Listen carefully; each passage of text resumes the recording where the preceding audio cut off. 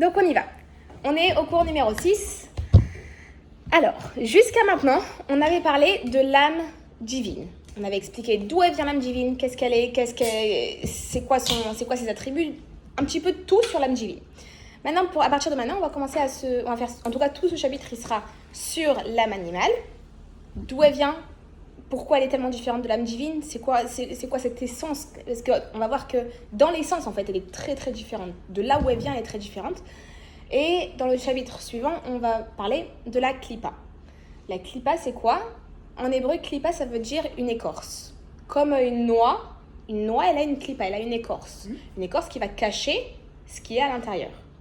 Ok, donc à chaque fois que je vais dire klipa, on se rappelle que c'est l'écorce. De quoi on parle?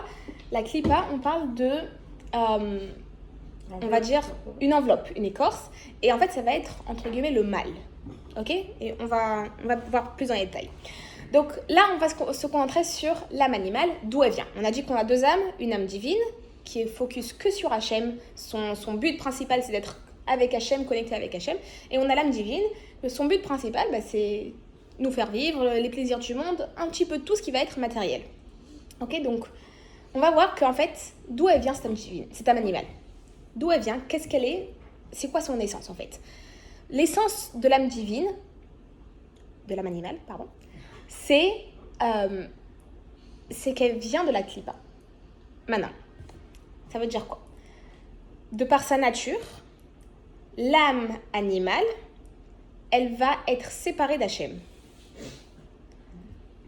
Hachem, il englobe le monde, il remplit le monde. C'est lui, s'il n'y a pas Hachem dans la table ne peut pas exister. L'âme animale, elle existe, elle a conscience qu'elle existe, et elle pense qu'elle existe séparée d'Hachem. Elle existe de par elle-même. J'existe toute seule. C'est grâce à moi que j'existe. C'est pas grâce à Hachem. L'âme divine, elle au contraire, elle sait qu'elle existe que par Hachem, qu'Hachem il a créé, et la seule chose qu'elle veut, c'est se reconnecter à sa source. Donc la vraie différence fondamentale, c'est qu'en fait l'âme animale, elle se dit, j'existe, je suis là, je suis sur terre, c'est grâce à moi. Grâce à mes parents peut-être, parce qu'ils m'ont accouché, mais après c'est bon, je suis là, je continue d'exister grâce à moi-même. Parce que je me nourris, parce que je dors, parce que je suis en bonne santé, parce que ci, parce que ça. Ok? Donc de par son essence, elle est très différente de l'âme divine. La vraie différence donc entre l'âme divine et l'âme animale, c'est cette séparation. L'âme animale, elle se sent séparée d'Hachem. Je suis séparée, je vois pas Hachem, il n'est pas là, il n'existe pas. Ok? Donc je suis moi.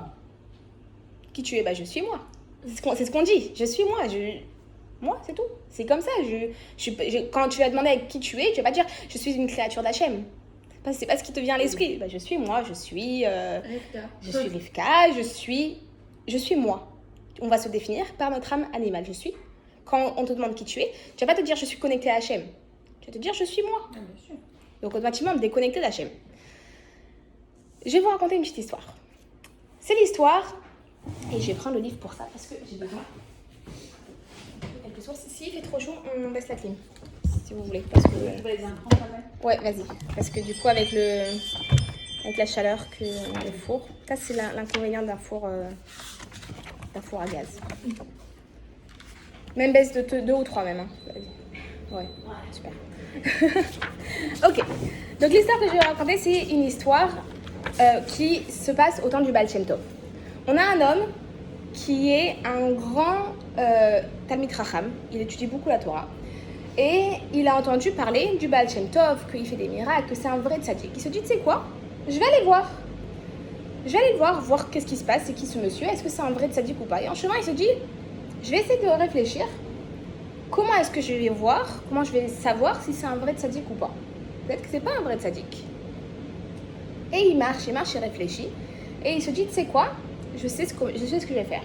S'il arrive à sentir que je suis un Talmid Chacham et que je connais beaucoup de Torah, alors dans ce cas-là, ça voudra dire que c'est un tzaddik. Parce que si je vais juste lui poser des questions de Torah, même quelqu'un qui a un petit peu étudié, il pourra me répondre. Alors, quelqu'un qui a étudié la Torah, c'est pas forcément un tzaddik.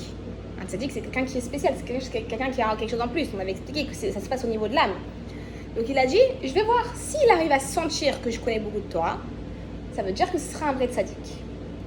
il va, il arrive devant la porte du... Il n'y a pas de problème. Il arrive devant, il toque à la porte, et le Baal Shem Tov, il dit, qui c'est? Qui est là? Il répond, c'est moi. Et là, le Baal Shem Tov, il s'est dit, est-ce qu'il va savoir qui je suis? Est-ce qu'il va savoir ce que je suis? Et le Baal Shem Tov, il lui répond, il lui dit, en citant un pasouk, est-ce qu'un homme peut se cacher dans une cachette et je ne vais pas le voir? C'est un pasouk que Hachem, il a dit, en parlant des hommes, que personne ne peut se cacher d'Hachem en fait. Hachem, il voit tout le monde. Où que tu sois, où que tu te caches, Hachem, il te voit. Quand il a entendu ça, l'homme simple, il a dit, ah, ok, j'ai compris ce qu'il veut dire. Qu'est-ce qu'il a compris? Il a compris qu'en fait, le Baal Shem Tov, comment il a interprété ce pasouk? Il n'a pas juste interprété que si tu veux te cacher de moi, alors je vais te trouver quoi qu'il arrive, mais il a interprété comme si tu veux te cacher dans un moi, dans un je suis, alors tu penses vraiment, alors je vais pas te voir. En hébreu, en fonction de où tu mets la virgule, ça change de sens. En fonction de où tu mets le point d'interrogation, ça change le sens. Donc au lieu de se dire, pour la personne qui va se cacher, je vais la voir, comment il a interprété le pasouk, le Baal Shem Tov? Il a dit, si tu te caches dans un moi, dans un je suis, dans un ego, alors je vais pas te voir. Alors je vais pas te trouver, entre guillemets. De quoi on parle ici, en fait? Et là, le Talmid Chacham, il a compris. Et je vais vous expliquer qu'est-ce qu'il a compris. C'est qu'en fait, ce Talmid Chacham, cette personne qui était très très érudite en Torah, elle avait un ego surdimensionné. Et le Baal Shem Tov, il est en train de lui dire qu'avec ton ego surdimensionné, le fait que toi tu sois là et que tu sois un jeu, que tu veuilles à tout prix montrer tout ton ego surdimensionné, Hachem, il n'est pas là, tu ne fais pas de la place à Hachem. Hachem, il peut résider que là où il y a une personne humble qui réside. Il ne peut pas résider là où il y a une personne arrogante qui réside. Là, c'est la petite histoire pour un peu montrer. Qu'est-ce que ça nous montre, cette histoire? Ça nous montre que même si, des fois, il y a des gens qui sont à 100% dans la Torah, à 1000% dans la Torah, il étudie la Torah toute la journée. Le problème, c'est que dans l'autre côté, il est séparé en vrai d'Hachem. Il a un ego surdimensionné. Il se sent pas connecté avec Hachem. Même s'il étudie la Torah toute la journée, en vrai de vrai, il n'est pas connecté avec Hachem. Pourquoi? Parce qu'il a un ego surdimensionné. Ça fait du sens? Est-ce que c'est clair?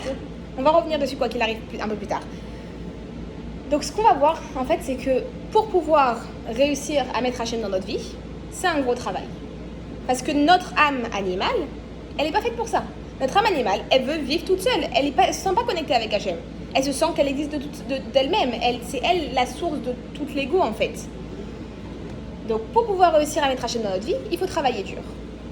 Et s'il y a quelqu'un qui te dit « Non, moi j'ai réussi à avoir la spiritualité dans ma vie sans travailler », c'est faux. La Torah te dit, Yagati ou Matziti Ta'amin. Il n'y a que si tu cherches que tu peux trouver. Si tu cherches pas et tu trouves, tu n'as pas vraiment trouvé. Tu penses que tu as trouvé, mais tu n'as pas trouvé. Et quelqu'un peut avoir grandi from toute sa vie et être complètement à côté de la plaque. Ne pas être en phase avec Hachem. Ne pas être connecté réellement avec Hachem. Quelqu'un peut ne pas avoir grandi from toute sa vie et avoir fait un travail sur soi et avoir réussi à se connecter réellement avec Hachem, à ressentir Hachem dans sa vie de tous les jours, ressentir Hachem dans ses midot, ressentir Hachem dans ses traits de caractère. Et d'ailleurs, on va commencer à parler des traits de caractère. L'âme divine, on avait dit qu'elle avait des traits de caractère. Oui, l'âme animale, elle a aussi des traits de caractère. Tout ce qu'Hachem va créer, ça va être zé ou matzé. Pour chaque chose qu'Hachem va créer, il va y avoir un contrepoids. Si Hachem va créer le bien, il va créer le mal. Si Hachem va créer le blanc, il va créer le noir. Si Hachem va créer le long, il va créer le court. Pour chaque chose, il va y avoir un contrepoids. Pour l'âme divine, qui a des traits de caractère, il y a aussi un contrepoids pour l'âme animale qui a des traits de caractère. Les traits de caractère de l'âme animale, on peut les séparer en 4 catégories. Ces 4 catégories, elles vont correspondre à chacun des 4 éléments. C'est quoi les éléments qu'il y a? Le feu et l'eau. Exactement. Eau, air, feu, terre. Le feu, ça correspond aux traits de caractère de l'âme animale qui vont être l'arrogance, la fierté et la colère. Pourquoi? Donc ça c'est l'air. Ça c'est le feu. Ah le feu pardon. Le feu. L'arrogance, la fierté Et la colère. En vrai, ces 3 traits de caractère, ils sont très très liés. Quelqu'un qui est fier, qui est arrogant, automatiquement il va s'énerver très très vite. Tu vas lui dire un petit mot de travers, tu vas lui faire une petite réflexion. Quoi? Comment tu oses me parler de ce ton? Il va s'énerver, il va s'enflammer.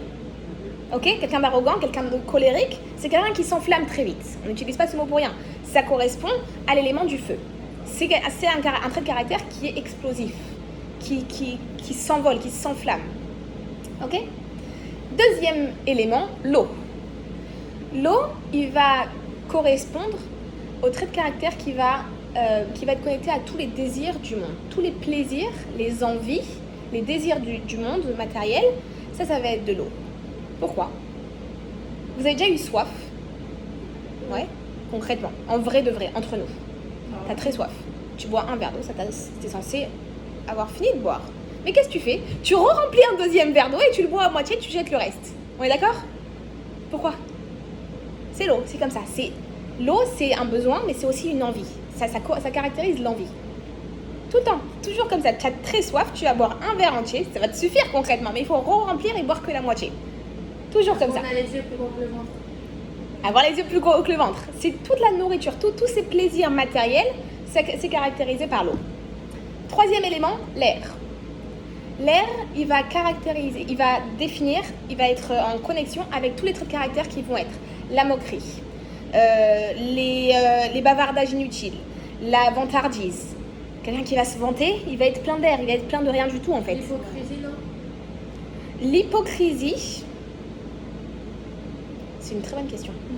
Tu dis la moquerie, donc je pensais... Oui, l'hypocrisie, oui. Ça rentre dedans, t'as raison. C'est aussi plein d'air en fait, c'est plein de rien. C'est juste rempli de vide. C'est plein de parlotte. C'est ça, c'est aussi des bavardages inutiles, ça correspond exactement. C'est plein de parlotte dans l'air. T'as rien.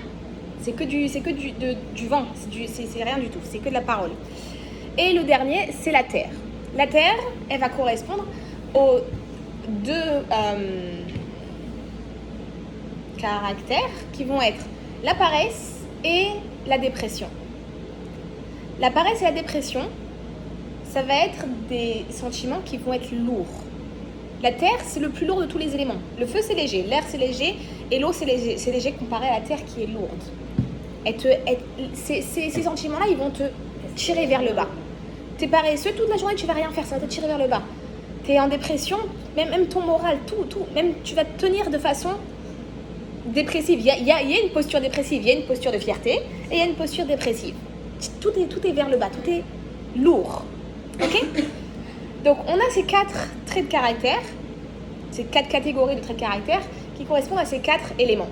Alors, bien sûr, il n'y a pas tout qui est mauvais dans l'âme animale, et on va voir qu'il y a aussi Le bon côté. des bons côtés dans l'âme animale, et c'est ce qu'on va voir à travers les 10 attributs de l'âme. On avait expliqué que pour l'âme divine, on avait 10 attributs, dont 3 intellectuels et 7 émotionnels. Oui? Pareil, de l'autre côté, on a dit Zé ou Madzé, chaque chose qui existe dans la divinité, ça doit exister aussi de l'autre côté.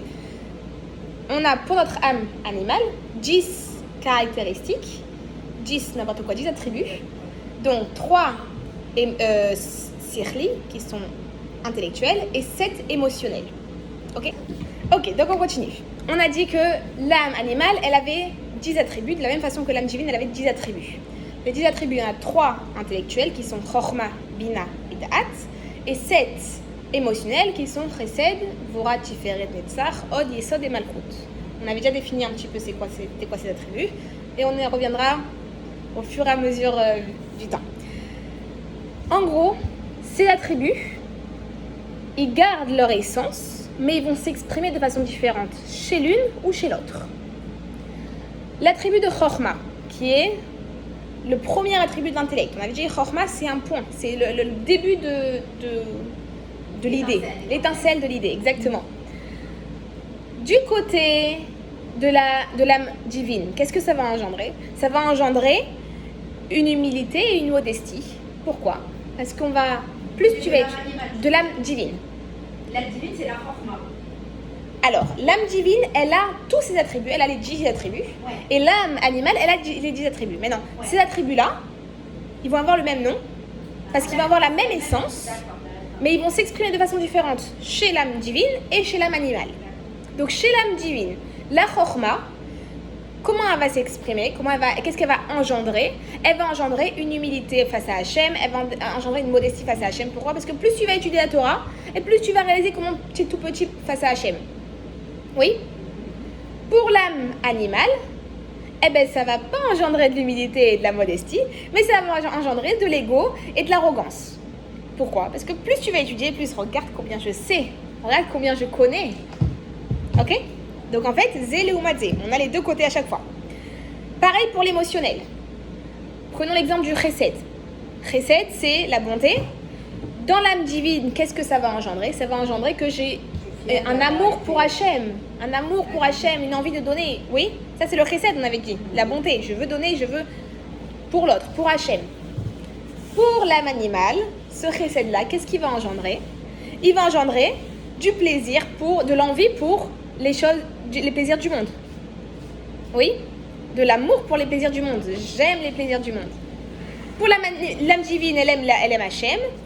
On garde l'amour. L'amour, il est toujours là. Mais il est redirigé différemment en fonction de qui l'utilise, que ce soit l'âme divine ou l'âme animale. Ok? Et c'est comme ça pour tous les 10 attributs. Est-ce que c'est clair? Ok. Et par exemple, oui. Donc, l'âme animale et l'âme divine, en fait, ça va être quoi? La vraie différence fondamentale, ça va être que l'âme, au niveau des 10 traits de caractère, au niveau des 10 attributs, c'est que l'âme divine, on avait expliqué que c'est Amor Shalet Alalev. C'est l'intellect qui va diriger les émotions. Oui, ça c'est pour l'âme divine. Pour l'âme animale, ça va être l'inverse. Ça va être les émotions qui vont diriger notre intellect, et notre intellect qui va se convaincre comment c'est bien cette émotion-là. Ok? Donc en fait, le chemin, il va être inversé. on m'a dit c'est les émotions dans l'âme animale, c'est l'émotion. C'est l'émotion qui vont gérer l'intellect. Tu vas avoir une émotion, et intellectuellement, tu vas te dire, oui, cette émotion, elle est bonne.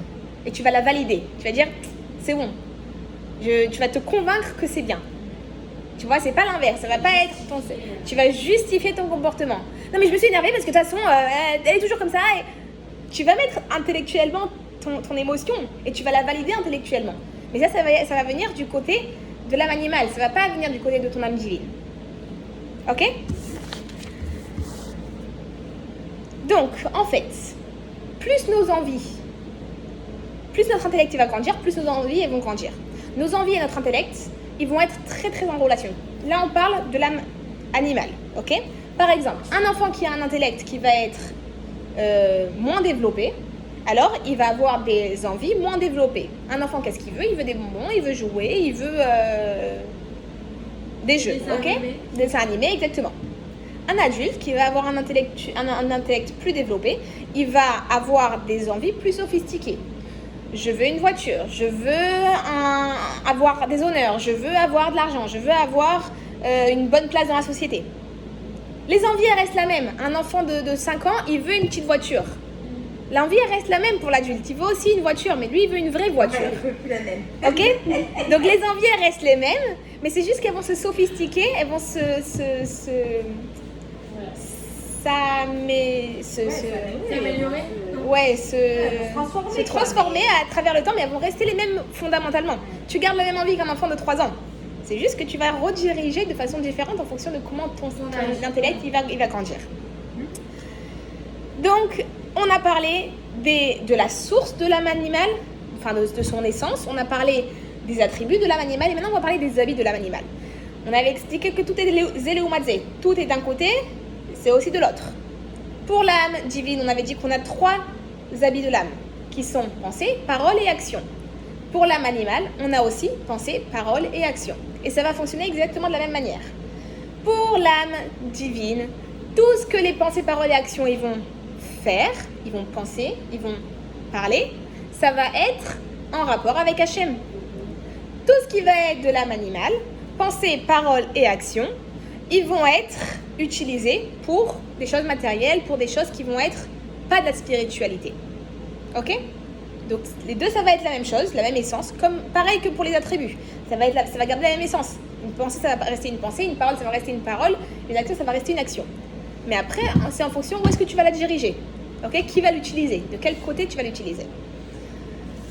En général, et là on va commencer à parler de la clipa et de quelque chose qui s'appelle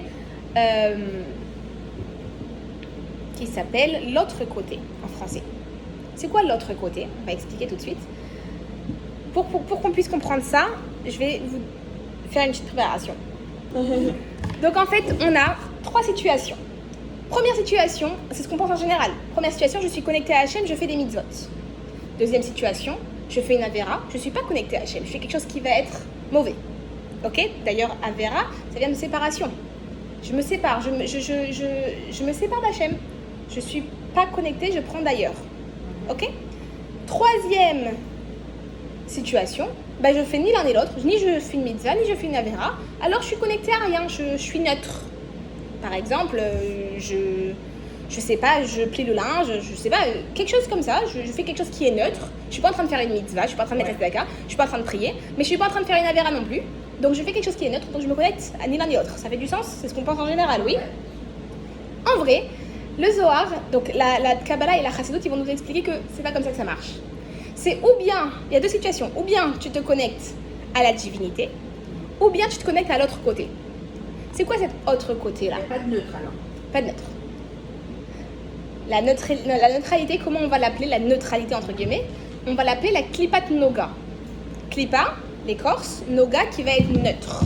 C'est quoi cette klipat noga? C'est quelque chose qui va être pour l'instant de l'autre côté, mais qui a une potentialité de venir de ce côté, du bon côté. C'est quoi cet autre côté-là? En fait, si je vous donne un petit exemple, c'est comme si que je vais te donner, merci, je vais te donner un cadeau, j'ai envie de te le donner, je te le donne avec plaisir. Sinon, je dois payer une amende, donc je dois donner l'argent, mais je vais la donner de l'autre côté, je vais la donner par derrière, ok? De l'autre côté, c'est l'autre côté, c'est cet autre côté-là, il se nourrit de quoi? Il se nourrit, on avait parlé de ça d'ailleurs la dernière fois je crois, que l'autre côté, elles sont prêtes? Super. Donc en fait, on sent que là ça y est. On va manger les chaloupes. Exactement. Merci beaucoup. Donc en fait, on récapitule. On a le côté de la divinité et on a l'autre côté. C'est quoi cet autre côté? Cet autre côté, ça va être tout le reste, tout ce qui n'est pas de la divinité. Il n'y a pas de neutralité. C'est ou bien c'est du côté de la shrina ou bien du côté de l'autre côté. Quand on plie le linge. Quand tu plies le linge, j'ai envie de te dire, quand tu plies le linge, tu fais le travail du Kohen Gadol au Beit HaMikdash. Donc on est divin alors, ok. Exactement. Quand tu nettoies ta maison, quand tu prépares ta maison, tu fais le travail du Kohen Gadol au Beit HaMikdash. Donc tu fais une mitzvah. Tu Exactement. fais plus de mitzvah que d'Avera normalement dans la journée. En tant que femme, oui. Entre le ménage, le repas des enfants. Ouais, attends. Une mitzvah, C'est dans ta chaîne. Donc en fait, on a expliqué que ou bien c'est en vrai de vrai ce qui est appliqué en fait, la réalité c'est que ou bien c'est dans la divinité, ou bien c'est de l'autre côté. Ok? Et on va définir c'est quoi l'autre côté dans le prochain chapitre, c'est quoi qu'est-ce qui comprend cet autre côté. Ok? Là on va juste pour l'instant le définir comme l'autre côté et on va voir un peu plus tard. Donc, en fait, qu'est-ce qui se passe? On a de la même façon que si je veux te donner un cadeau, je vais le faire avec plaisir. Si j'ai pas envie de donner quelque chose comme une amende, alors je vais le faire pas avec plaisir. Je vais en dernière minute, je vais écrire le chèque et vraiment avec dégoût et voilà, limite je vais lui jeter, voilà, limite je vais lui jeter à la figure du policier, d'accord? Ça c'est en fait la façon dont l'autre côté prend cette énergie. Ça veut dire quoi? Comment ça se fait que Hachem, il va créer un autre côté, quelque chose qui va être contre lui? Concrètement, Hachem, il est là.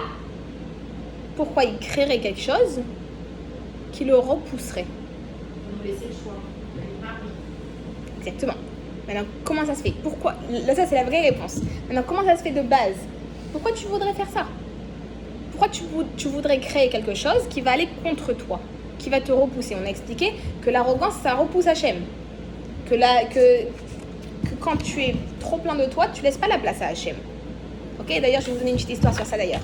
C'est l'histoire d'un bachour qui est à la yeshiva, qui a appris beaucoup, qui est un vrai lamdan, il a beaucoup de connaissances. Arrive l'âge de se marier, je vérifie, je suis désolée. Arrive l'âge de se marier, ce bachour, il reçoit des propositions. Et chaque proposition qu'il reçoit, non, pas assez bien pour moi. Non. De mariage. Oui, Ouais, proposition de mariage. Pas assez bien pour moi, j'ai trop étudié pour ça, pour elle. Elle n'a pas assez étudié pour moi. Elle n'a pas assez des bonnes midotes. Elle n'est pas d'une assez bonne famille. Elle n'est pas... Même pas y rencontre la fille. Juste, non. Je suis trop bien pour elle, ok? Je suis out of her league, ok? Je suis bien trop élevée par rapport à elle. Alors son directeur de la yeshiva, il se rend compte du problème. Et il dit, tu sais quoi? Tu vas aller dans une autre yeshiva. Je vais t'envoyer pendant 1 an dans une autre yeshiva. Et cette yeshiva, elle est centrée sur l'humilité. Ils vont t'apprendre comment devenir humble. Ok, il écoute son rosh yeshiva, pas de problème. Il va dans cette yeshiva, il apprend pendant 1 an comment devenir humble, comment être humble. Il revient, et quand il revient, la chetranite, la dame qui propose des shidduchim, elle lui propose le dernier shidduch qu'elle lui avait proposé en date et qu'il avait refusé. Il s'est dit, maintenant, sûrement qu'il doit être plus humble, il va accepter. Parce que c'est un bon parti quand même, cette fille. Il lui propose. Quand il reçoit la proposition, il dit quoi? Quand j'étais un bachour yeshiva qui avait beaucoup de connaissances, tu m'as proposé cette fille et elle était pas assez bien pour moi. Mais maintenant que je sais comment être humble, tu me proposes ça. Alors bien sûr, elle est encore moins dans ma ligue. Ouais. Je suis encore beaucoup plus élevée maintenant que je sais comment être humble. Ça ok? L'a pas aidé du tout. Ça l'a pas aidé du tout. Ok, qu'est-ce que ça nous montre? Ça nous montre exactement comme on avait dit tout à l'heure. On peut être à 100% dans la Torah et être déconnecté. On peut être à 100% dans la spiritualité. Il est toute la journée en train d'apprendre la Torah. Mais concrètement, c'est son âme animale qui va s'exprimer. Son âme animale, c'est quoi son essence? C'est d'être déconnecté d'Hachem. C'est d'être pleine d'elle-même et de ne pas laisser la place pour Hachem. Ça, c'est l'âme animale. Et d'ailleurs, cet attribut-là, c'est ça qui va engendrer toutes les mauvaises qualités. Le fait d'être arrogant, le fait d'être plein d'ego, c'est ça qui va engendrer toutes les mauvaises qualités. C'est la source de toutes les mauvaises qualités. Pourquoi? Tu vas être colérique, ça vient de ton ego. Il y a quoi comme mauvaise qualité? Je sais pas. La jalousie, ça vient d'un ego surdimensionné aussi. La méchanceté, ça vient d'un ego surdimensionné. Quoi? Tu prends pas en compte l'autre. Ok? Tout vient de cet ego surdimensionné, tout vient de l'essence de cette âme animale en fait. Ok? On essaie de travailler sur nous. On essaie de travailler sur nous, c'est sûr, mais c'est pas facile. Pourquoi? Pourquoi c'est pas facile? Parce que ça fait partie de toi. Tu as en toi une âme animale qui est comme ça. Au contraire, on est en train de relativiser, de se dire ok, ça va, c'est pas tellement ma faute que ça. Ah ouais, c'est ça, d'accord, tu me rassures un peu. Tout le monde l'a, cet ego. On l'a. Et on a dit que le seul moyen de réussir à le faire taire, Travailler sur soi. Il n'y a pas de secret. Travailler sur soi. Mais c'est plus facile à dire qu'à faire. Ça vient de ton ego. Ça vient de ce qui est à l'intérieur de toi. C'est pas de ta faute. C'est pas toi t'as juste une partie en toi, que c'est son essence. Elle est comme ça. Elle a été créée comme ça. Elle a été créée pour être séparée d'Hachem et pour avoir un ego surdimensionné. Donc ça veut dire, je t'ai mis sur terre avec ça, c'est tout. T'es comme ça. Alors tu dois travailler avec ça, bien sûr, mais ok, c'est pas trop de ta faute non plus. C'est Hachem qui t'a créé comme ça. Maintenant, c'est à nous de savoir, ok, comment faire pour travailler sur ça. Ok, mais ça fait relativiser. Tout c'est très fort ce que tu as dit. On dirait que tout en fait revient à ça, la gare. Exactement. Parce que c'est l'essence de l'âme animale. C'est l'essence de tous les défauts. C'est ça la base. Donc on en revient sur ce qu'on disait. Pourquoi Hachem il va créer quelque chose que chacun d'entre nous on a? On a cette âme animale et son essence c'est de se séparer d'Hachem. Pourquoi Hachem tu vas créer quelque chose qui va vouloir être séparé de toi, qui va vouloir s'éloigner de toi? La réponse, comme tu l'as dit, c'est que concrètement, Hachem il est là et il se cache. Il est dans ce monde, il se cache. On ne le voit pas, il est caché derrière la nature. On a les lois de la nature, on a le soleil qui se lève tous les matins. Et c'est pas comme si qu'on a un petit jingle chaque matin. Attention, attention, Hachem va faire sortir le soleil. Non, le soleil il se lève, le soleil il se couche. Comme d'habitude, c'est fini. C'est la nature, c'est les règles de la nature. Et on va aller plus loin, c'est que si Hachem, il n'avait pas mis ces règles de la nature, on n'aurait pas de libre arbitre. Pourquoi? Si tu voyais Hachem de façon révélée, tu n'as même pas envie de faire une avéra. C'est sûr que ton âme divine, elle va pouvoir s'exprimer. Ok? Tu vois Hachem tous les matins qui te crée, que tu vois comment Hachem, il te recrée tous les matins, chaque seconde Hachem, il te recrée, tu réalises que, pourquoi je vais me séparer d'Hachem qui est tellement bon, qu'Hachem qui est tellement connecté avec moi? Tu vas être parfait, exactement. Tu vas pas faire aucune avéra. Alors que ça, c'est le but du monde. Quand il y aura Mashiach, on va voir Hachem. C'est quoi Mashiach? Mashiach, c'est pas juste des miracles. Mashiach, c'est Hachem qui va sortir de ces voiles de la nature et qui va se dévoiler. On va pouvoir voir Hachem. On va pouvoir voir Hachem dans chaque chose. Tu vas pouvoir réaliser que cette table, il y a une partie d'Hachem à l'intérieur. Tu vas pouvoir réaliser que chaque chose, tu vas voir la Neshama qui est dans chaque juif. Tu vas voir la divinité qui est dans chaque chose dans le monde. Alors oui, bien sûr, tu n'as plus besoin de faire une avéra parce que tu vois la réalité. Pourquoi on fait des avérotes? Parce qu'on a comme des voiles devant les yeux. On voit pas très clair. On a un pare-brise qui est plein de buée. Alors oui, bien sûr, ça t'arrive de te cogner contre des plots. Mais quand tu as l'essuie-glace qui vient et que d'un coup, le pare-brise il est tout nickel, alors bien sûr que le chauffeur au volant, on met le bon chauffeur qui a le permis de conduire, qui est l'âme animale, qui est l'âme divine, pardon, et qui va conduire dans le bon endroit. En fait, Hachem Kohen nous a fait sortir des choses avec les tellement il s'est vraiment dévoilé en fait. Oui. Il s'est dévoilé complètement, même avec les miracles qu'il a fait, même après qu'on a la manne et tout ça. Exactement. Est-ce qu'il y avait quand même un libre arbitre? Alors, il y avait un libre arbitre, puisqu'il y a beaucoup de juifs qui n'ont pas voulu sortir d'Égypte, qui étaient tellement dans un voile tellement épais qu'il n'y a pas plus que la moitié des juifs qui sont sortis d'Égypte. Hein. Il y a une grosse partie qui est restée en Égypte, qui sont niftar pendant la Makat Rocher, pendant la plaie de l'obscurité. D'ailleurs, ce que tu dis, ça me fait chill, parce que hier c'était Yudvat. Et le jour de Yudvat, c'est le jour où le rabbi est devenu rabbi. C'est le jour où son beau-père, le rabbi précédent, il a quitté ce monde matériel. Et 1 an plus tard, le rabbi il a pris la Nessiout, il est devenu rabbi. Comment un rabbi prend la Nessiout? En disant un Mahamar. Un Mahamar, c'est un discours chassidique très, très, très, très profond que seulement les rabbis ils disent.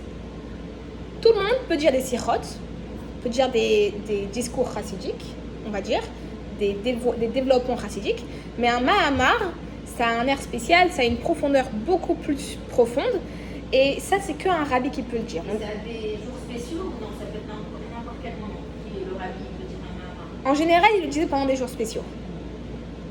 Ouais. C'était pendant des Fabrengen, pendant des dates chassidiques, qui se lèvent, à chaque fois qu'il y avait un anniversaire.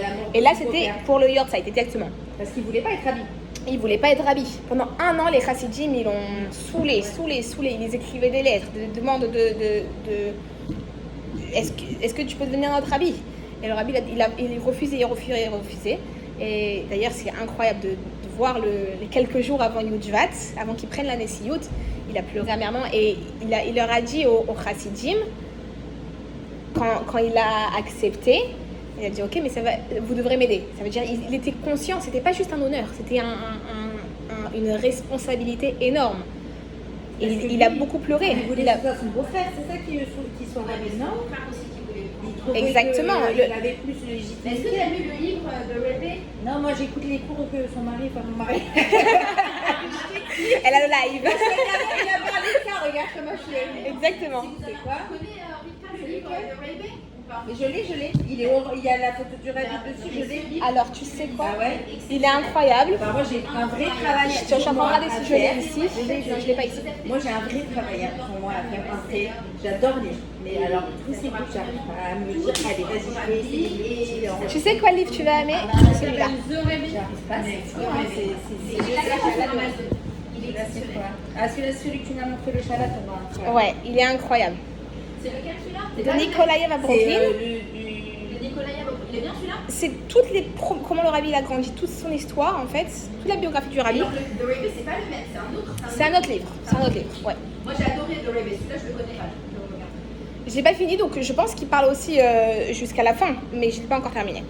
Donc je suis encore. De Rebbe, il explique vraiment voilà, comment il est rentré, comment il est devenu. Ça j'aime, ça doit être un peu romancé. Ouais, c'est incroyable. C'est pas romancé du tout, c'est que des témoignages, mais C'est la très Oui, belle mais histoire. c'est une histoire un peu en continu. Oui, genre. oui, oui. Je peux suivre la vie du rabbi vraiment. Mais ça, tu vois, je sais que c'est pas cette façon. Ah oui, non, c'était pas juste ok, je deviens rabbi, allez, on y va. Le rabbi, il était très timide, il était introverti. Le rabbi, il n'était pas du tout. C'était pas. Il savait que c'était le Il dernier. savait que c'était le dernier. Donc il fallait qu'il ait une vraie. Le rabbi, c'était un vrai tzaddik depuis sa naissance. Et tu lis le livre de Nicolas Brooklyn, tu réalises à quel point c'était pas un enfant comme les autres.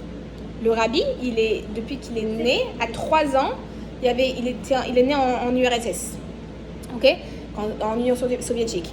Il y avait des pogroms, des moments où les juifs ils devaient se cacher. Et il y a une des histoires très connues d'ailleurs, qu'un jour il a dû se cacher avec sa famille, il avait 3 ans, et sa maman avec un peu plein de femmes et des enfants du quartier, ils se sont cachés dans une pharmacie. Et il fallait faire aucun bruit parce que si tu fais du bruit, tu attires les gens qui sont à l'extérieur qui veulent tuer des juifs et ça peut être très dangereux, bien sûr. Il doit exister en anglais, celui-là. Oui, oui, c'est sûr. Et en fait, le rabbi qui avait 3 ans, il a calmé chaque enfant. Il allait voir chaque enfant. Il y en a un qui lui a raconté, il a raconté une histoire à un enfant. Il a donné une sucette à un autre enfant. Il a était très fait. apaisant, il paraît. Je sais que Hyper de tous les témoignages que les gens ils te Incroyable. donnent, ils te disent c'est fou. Mais il Toi, n'était pas, tu disais, genre, il était les pas mots, humain. À je 3 crois ans, qu'il un avait enfant pas qui a une maturité de comprendre la gravité de la situation et d'aller voir chaque bébé, chaque enfant qui pleure et le rassurer de la façon, C'est ça. de la bonne façon. Un vrai pouvoir. C'était pas un enfant, c'était un tzaddik depuis sa naissance. Un vrai rabbi, exactement. Et donc du coup, le rabbi, le jour de Yom Kippur, il est devenu rabbi et il a dit un mahamar. Ce mahamar, il s'appelle Bati Legali. Ce mahamar, il va expliquer qu'en fait, Bati Legali ou Bouli? Bati Legali. Je suis venue dans mon jardin. De quoi il parle, ce mahamar, et d'ailleurs ça va revenir sur ce que tu disais. Ça parle de la Shrina d'Hachem. La Shrina d'Hachem, la présence d'Hachem. Hachem, il est toujours là.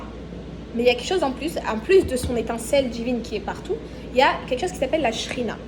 La Shrina d'Hachem, la présence d'Hachem. La présence d'Hachem qui vient dans le monde. Cette Shrina, quand Hachem il a créé le monde, elle était là. Elle était dans ce monde matériel. Ok? Ça veut dire Adam et Chava, quand Hachem il a créé le monde, Hachem il résidait parmi eux. Le problème, c'est que à cause des fautes des hommes, la Shrina, elle s'est retirée. Elle s'est éloignée. Grâce aux tzadikim qui ont suivi, la Shrina, elle a été retirée vers nous. Comment ça se passe? Il y a 7 cieux, 7 rakiot. Ces 7 cieux-là, cette étape, ça va être les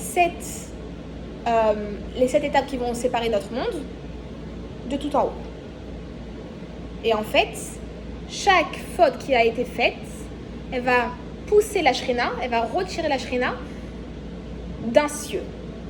C'est comme si que je vous dis, je vais préparer un magnifique palais pour le roi, mais je vais faire rentrer le roi quand le palais n'est pas encore terminé. Non, tu dois faire en sorte que le palais il soit nickel, propre, pas de poussière, les meubles bien installés, et après tu peux faire rentrer le roi à l'intérieur. Tu es là et ton palais il est n'importe comment, le roi bon il va finir de le nettoyer, tu me rappelles après quand c'est prêt. Ok? C'est ce qui se passe plus ou moins. Qu'est-ce qui s'est passé? Adam et Chava ils ont fait la faute de l'arbre de la connaissance. Oui? Et quand ils ont fait cette faute là, Hachem a dit ok, je me retire de un cieux. Hop. Hachem il est passé au Rakia Aleph, au premier cieux. Je me retire un petit peu. Deuxième faute, Caïn et Evel. Caïn il a tué son frère Evel. Ça a repoussé un petit peu Hachem plus loin. Troisième faute, la faute de Enoch, qui était le petit-fils de Adam. Ça a repoussé Hachem encore. Cinquième faute, 1, 2, 3, quatrième faute. Quatrième faute, c'est la génération du Maboul, du déluge. Une génération entière qui faisait que des catastrophes. Ça a repoussé Hachem encore plus loin, au 5e cieux. Cinquième faute, c'était la faute de la génération du Migdal Bavel, la tour de Babel. Encore une fois, ça repousse Hachem. Et j'en ai raté une. J'en ai raté une. Non, ça fait pas partie. J'en ai raté une. Ah non, c'est tout. Ouais, parce qu'après ça monte au 7e, c'est ça. Et donc la dernière faute, c'était quoi? C'était la faute des Égyptiens. J'en ai raté une, je sais plus c'est Non, laquelle. c'est ça fait 7 avec Ça fait 7 J'ai bien compté, ok. Donc la faute des Égyptiens, c'est quoi cette faute des Égyptiens? On ne parle pas des Égyptiens en Égypte avec les nés Israël, on parle de quand les Égyptiens, ils ont kidnappé Sarah. Quand Abraham et Sarah, ils ont été en Égypte, ils ont kidnappé Sarah. Ça, c'était la dernière faute. Ok? À partir de ce jour-là, oui. Mais oui, mais parce qu'il n'y avait pas de juifs à l'époque. On parle du mal qu'il y avait sur terre. Il n'y avait pas de juifs. Les juifs. Mal, ça repoussait. Exactement. Parce qu'à l'époque, il n'y avait pas de juifs. Il n'y avait pas de juifs et de goïms. Les juifs et les goïms, ils ont apparu à partir de Matan Torah. Maintenant, à cette époque-là, Abraham, il est arrivé et il a fait redescendre la Shrina d'un cieux. Par le fait qu'il va être là et qu'il va découvrir Hachem, qui va, par son Messirot Nefesh, qui va étendre la connaissance d'Hachem sur terre, ça va faire redescendre la Shrina un peu plus proche de nous, au 7e, enfin du coup au 6e, au 1er, en fonction de par où tu commences à compter. Après, il y a eu Yitzhak, Yaakov, après il y a eu Lévi, le fils de Yaakov. Un des fils de Yaakov, il s'appelle Lévi. Après, il y a eu son fils Kehat, et après, il y a eu son fils Amram. C'était des lignées de sadiques. Que des tzadikim. Amram, dans l'histoire de l'Égypte, c'est le mari de Yocheved et le père de Myriam et de Moshe. Hein? Amram, c'est le père de Moshe. Et lui, c'était le tzadik de la génération. Quand lui, il s'est divorcé de sa femme, tous les Bnei Israël, ils sont divorcés de leur femme. Et c'est pour ça que Myriam, elle est partie voir son père et lui dire « T'es pire que Paro. Paro, lui, il tue que les garçons. Toi, tu tues aussi les filles. Tu fais en sorte que même les filles, elles naissent pas. » Et du coup, Amram, il s'est remarié avec sa femme. Et tous les Bnei Israël, ils se sont remariés avec leur femme. C'était lui le rabbin de la génération. C'était le remariage chez les... Bien sûr. Et après ça, après Amram, il y a eu Moshe. Et Moshe, c'est lui qui a fait descendre du premier Rakia sur terre la Shrina. C'est lui qui a ramené la Shrina vraiment sur terre. Et c'est quoi la concrétisation de cette Shrina sur terre? C'est Matan Torah. Hachem est descendu sur le Sinaï. Et cette Shrina, elle est restée là, elle était là pendant le Beth Amikdash. Après le deuxième Beth Amikdash, la Shrina, elle est repartie. À cause de nos fautes. La Shrina, elle est repartie. Et du coup, on a eu encore un processus comme ça qui s'est déroulé. La dernière fois que ce processus s'est passé, c'est à l'époque de l'Admor Azaken, celui qui a écrit le Tanya, ce qu'on est en train d'étudier. Lui, ça a été le premier qui a fait redescendre à la première étape. Je vous enverrai une photo pour vous montrer un petit peu, que vous ayez un... D'ailleurs, je crois que je l'ai ici. J'ai enseigné ça hier du coup.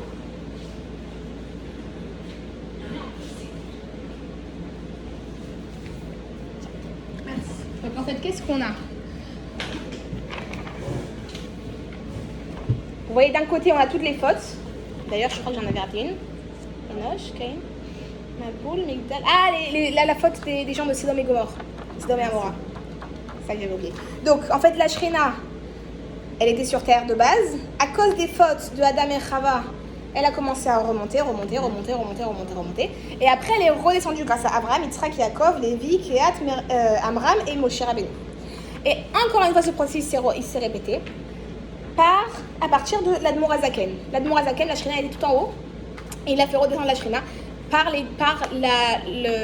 l'étude de la Chassidut. La Chassidut, c'est la Torah de Mashiach. Pourquoi on a mérité d'avoir la Chassidut maintenant? C'est qu'on est dans les talents de Mashiach, on est à l'époque où Mashiach il va bientôt arriver. On parle même de l'époque de l'Admor Azaken. On est dans la dernière ère du monde. Et du coup, il faut, c'est de la même façon où on a l'obligation de goûter les plats de Shabbat avant Shabbat, on a cette mitzvah-là. Alors pareil, on a la mitzvah de goûter la Torah de Mashiach avant que Mashiach il arrive. Et donc la Chassidut, c'est la Torah de Mashiach. Donc l'Admor Azaken, c'est le premier qui a commencé ce travail. Après, on a eu son successeur qui est l'Admor Emtsaï, son successeur, le Tzemar Tzedek, le Rabbi Maharash, le Rachab, Rabbi Yosef Yitzhak en numéro 6 qui est le Rabbi précédent, et le dernier, notre Rabbi à nous. Et du coup, le Rabbi, il nous explique qu'en fait, à chaque fois, il y a 7 cieux. Et il explique que Kol Hashvi'im Chavivim, tout ce qui est le 7, le numéro 7, c'est un numéro spécial. Les 7e, c'est toujours les préférés. Comme le Shabbat. Il y a 6 jours dans la semaine, il y a le 7e jour, c'est Shabbat. Il y a 6 ans, plus la 7e année, c'est la Shemitah. Ok, le 7, c'est un nom spécial. Et il explique que nous, on est la 7e génération. On est là. On est la 7e génération. Et en tant que 7e génération, alors oui, on est les préférés. On a ce statut préférentiel, mais ça vient aussi avec une grosse responsabilité que c'est à nous de ramener Mashiach. La prochaine révélation divine, ce sera Mashiach. De même que la révélation divine, quand la dernière fois il y a eu Hachem qui était là sur terre, c'était avec Moshe Rabbeinu et que le Har Sinaï, avec le Har Sinaï, que Hachem est descendu sur terre réellement, il y a une vraie révélation divine de la Shrina. De la même façon, la prochaine fois, ce sera avec le Beth Amikdash. Donc c'est à nous de faire descendre le Beth Amikdash. Et la Shrina, elle est là. Elle est à 2 pas d'être dévoilée. Il faut juste qu'on l'attrape et qu'on la fasse descendre avec une dernière mitzvah. Et donc ça, le rabbi, en fait, quand il y a eu Yudvat, le jour de Yudvat, quand il a pris la Nessiout, il n'a pas dit « vous inquiétez pas, je vais faire pour vous. Je vais gérer ça pour vous. » Non, il a dit « c'est à vous de faire.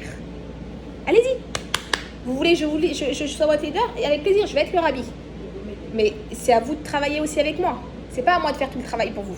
Chacun doit travailler. Et c'est vous qui êtes la 7e génération, c'est à vous de travailler. C'est nous la 7e génération, c'est à nous de travailler, de faire en sorte que Mashiach il arrive. Mashiach il peut être là dans 1 minute.